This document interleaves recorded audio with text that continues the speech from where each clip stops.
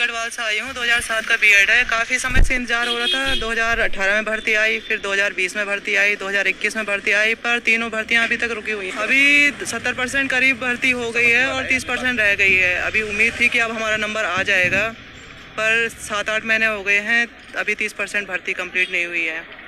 तो हम supreme court में हमारे पक्ष में नहीं आया था, हाई कोर्ट में हमारे पक्ष में नहीं आया था, पर सुप्रीम कोर्ट में हमारे पक्ष में भर्ती का ऑर्डर आ गया था कि आप भर्ती आप शुरू कर सकते हैं। उसके बाद हम सचिवालय में गए, तो सचिवालय में हम शिक्षा सचिव, न्याय सचिव से मिले, तो उनने वहाँ से ओके कर दिया है कि आपकी भर्ती ओके है, आप भर्ती शुरू कर सकते हैं।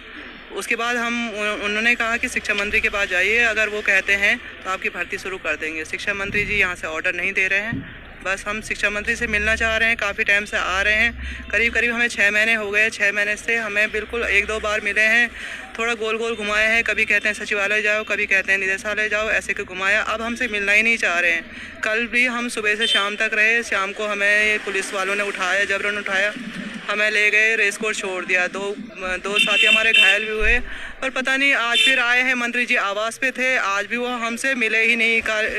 उनके जो वहाँ पर अधिकारी बैठे हुए हैं वो कह रहे हैं कि नहीं है, पर मंत्री जी वहीं थे और अंदर ही हैं, शायद वो हमसे मिलना नहीं चाह रहे हैं। पता नहीं उनको क्या डर सता रहा है, क्यों नहीं मिलना चाह रहे हैं। भाई एक बार साफ साफ बता दीजिए कि क्यों, हमसे क्या गलती हुई है कि 30% भर्ती, अगर जो भर्ती चल रही है तो उसमें हमारे क्या दोष है। आपने भर्ती निकाली है तो कंप्लीट कीजिए, या तो आप इस्तीफा दीजिए, या तो हमें साफ बोल दीजिए ना कि मुझसे नहीं हो पाएगा तुम्हारा काम। ऐसे क्यों चुपचाप तरीके से बैठे हुए हैं। अगर अपने पद का सही उपयोग नहीं कर सकते तो बता दीजिए, हट जाइए। मेरा नाम अरविंद राणा है, मैं पूर्व मीडिया प्रभारी BATT महासंघ जवाहर संगठन है।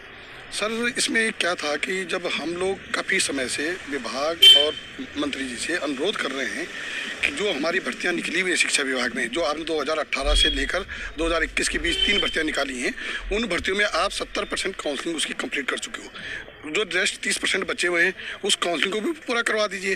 तो लेकिन हम निरंतर अनुरोध कर रहे हैं, लेकिन हमारी जो सुनने के बजाय हमें मंत्री जी घर मिलने तक का समय नहीं दे पा रहे। इससे पहले कुछ बातचीत हुई मंत्री जी से, या आप कोई प्रतिनिधिमंडल गया हो? जी, हम कई दौर की हमारी बातचीत हुई, यहाँ तक कि हमारी न्याय सचिव, शिक्षा सचिव और मंत्री जी के साथ संयुक्त वार्ता भी हुई। तो जहाँ हमें ये महसूस हुआ कि जो न्याय सचिव और शिक्षा सचिव महोदय जो कभी हमारे फेवर में बातें कर रहे थे, कह रहे थे बेटा तुम स्टे करवा के ले आओ, हम भर्ती शुरू कर देते हैं, या तुम न्याय विभाग कहता है कि हमने पूरी आपको अनुमति दे दी है, अब ये भर्ती जो है विभाग शुरू कर सकता है। लेकिन जब हम बैठक में बैठते हैं तो उनके सुर बदले हुए नजर आते हैं, जो कहीं ना कहीं मंत्री जी का जो इसमें योगदान है।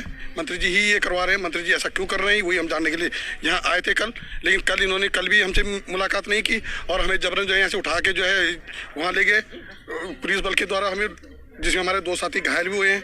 आज भी हम आ रखे कि चलो भाई मंत्री जी एक बार हमसे मिल लो, अगर आपने हमारा काम नहीं करना है, ये भर्ती आप नहीं कर पा रहे तो हमें एटलीस्ट बताइए तो सही। वजह क्या बताई जा रही है, आखिर क्यों नहीं हो रही, प्रशासन द्वारा क्या बहाना है? हाँ जी, जो प्रशासन का तो नहीं, पर मंत्री जी का कहना ही है कि आप थोड़ा इंतजार कीजिए, जब 3-4 साल में इसका कभी फाइनल जजमेंट आएगा। अभी माननीय सर्वोच्च न्यायालय में विचाराधीन है मामला। न्यायालय ने जो है हाई कोर्ट का एक ऑर्डर आया था जिससे पूरी भर्ती इनको कैंसिल करनी पड़ रही थी, जो 70% कर चुके थे वो भी कैंसिल करनी पड़ रही थी और दोबारा से इसको मेरिट लिस्ट इसमें बनानी पड़ती रही थी। तो सरकार को क्या हुआ है कि जब वो न्यायालय का वो ऑर्डर आया तो सरकार और हम लोग जो हम इससे जो पीड़ित हो रहे हैं, हम लोग सुप्रीम कोर्ट गए। सुप्रीम कोर्ट ने उस ऑर्डर को गलत बताते हुए उसको एकदम स्टे कर दिया और भर्ती को कंटिन्यू करने के लिए सरकार को बोल दिया है।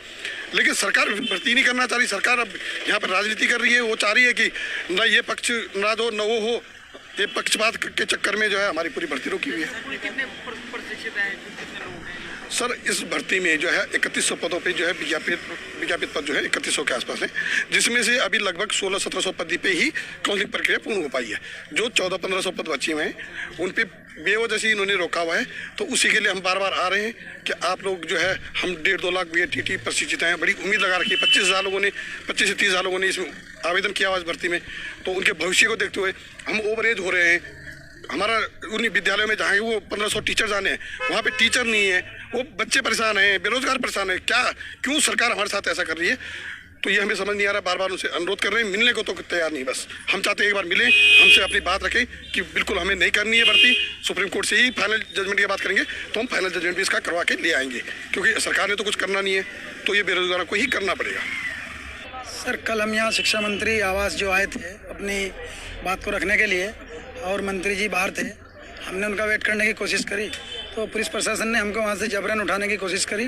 तो जैसे मुझको ऐसे उठाया तो यहाँ से मुझको कुछ आवाज़ आई चेस्ट साइड से, राइट साइड से, और तब से कुछ पेन होना शुरू हो गया।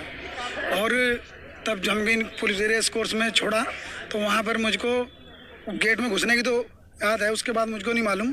फिर नीचे उतारा, मुझे पानी पुनी पिलाया उन्होंने, तब मुझको थोड़ा सा होश आया। मुझको नहीं पता कितनी देर में बेहोश रहा।